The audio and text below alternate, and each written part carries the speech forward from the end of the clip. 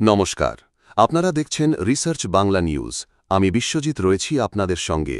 আজকের প্রতিবেদন এক প্রাক্তন নির্বাচন কমিশনারের নীরবতা ভেঙে দেওয়া, রাহুল গান্ধীর ভোট চুরির অভিযোগ এবং নরেন্দ্র মোদী সরকারের রাজনৈতিক চেয়ার কাঁপিয়ে দেওয়া নতুন বিতর্ক। ৭ই আগস্ট থেকে দেশের রাজনৈতিক হাওয়ায় একটাই প্রশ্ন ভেসে বেড়াচ্ছিল, তৎকালীন নির্বাচন কমিশনার রাজীব কুমার কেন চুপ? তিনি কি দোষ স্বীকার করছেন না? তিনি কোথায় আছেন, নাকি তাকে দেশের বাইরে পাঠিয়ে দেওয়া হয়েছে?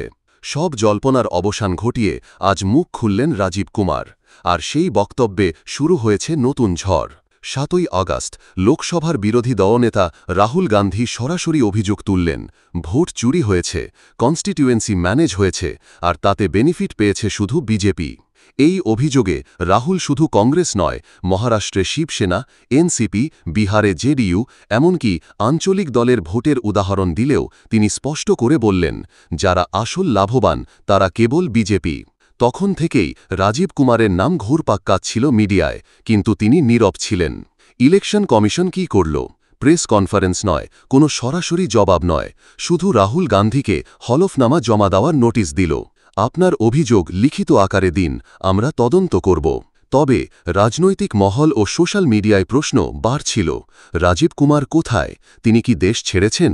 তাকে কি বিজয় মাল্লিয়া মডেলে সুরক্ষিতভাবে বাইরে পাঠানো হয়েছে? আজ সেই জল্পনার অবসান ঘটিয়ে রাজীব কুমার জানালেন, তিনি কোথাও যাননি। তিনি দিল্লির সরকারি বাংলোতেই আছেন, যেটা তার নির্বাচন কমিশনার থাকার সময় বরাদ্দ করা হয়েছিল।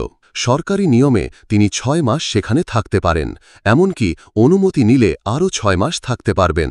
অর্থাৎ পালিয়ে যাওয়া বা গা ঢাকা দেওয়ার অভিযোগ তিনি সরাসরি খারিজ করলেন। কিন্তু এখানেই নতুন প্রশ্ন, তিনি যদি দেশে থাকেন তাহলে কি বিরোধীরা এবার তাকে সরাসরি আইনি প্রশ্নের মুখে দাঁড়াবে? কোনো এফআইআর, সরাসরি সুপ্রিম কোর্টে মামলা? যদি সত্যি ভোট চুরির অভিযোগে তদন্ত শুরু হয় এবং যদি রাজীব কুমারকে ডাকা হয়, তাহলে কি নরেন্দ্র মোদী ও অমিত শাহের নামও এই তদন্তে জড়িয়ে পড়তে পারে? রাহুল গান্ধীর বক্তব্য অনুযায়ী এই ভোট চুরি শুধু বিজেপিকে লাভবান করেছে, এবং যদি প্রমাণ সামনে আসে তাহলে রাজনৈতিক ঝড় আরও তীব্র হবে। রাজীব কুমারের বক্তব্যের পর সাংবাদিকরা রাহুল গান্ধীর প্রতিক্রিয়া জানতে চাইলে তিনি ছোট্ট একটি উত্তর দেন, আগে আগে দেখো হোতা হে কেয়া। এতে কি ইঙ্গিত লুকিয়ে আছে? তিনি কি বড় কোনো প্রমাণ সামনে আনতে যাচ্ছেন? কয়েক সপ্তাহ আগে তিনি সংসদের বাইরে বলেছিলেন, আমার কাছে এমন প্রমাণ আছে যা প্রকাশ করলে নির্বাচন কমিশনের ওপর মানুষের ভরসা উঠে যাবে। রাহুল গান্ধীর প্রথম আক্রমণ ছিল কর্ণাটকের ভোটার তালিকা নিয়ে, যেটি ছিল 7 ফুট লম্বা, ওজন 200 কেজি এবং পর্যালোচনায় লেগেছিল 6 মাস। তিনি বলেছিলেন, প্রয়োজনে মহারাষ্ট্রেও একই তদন্ত করব।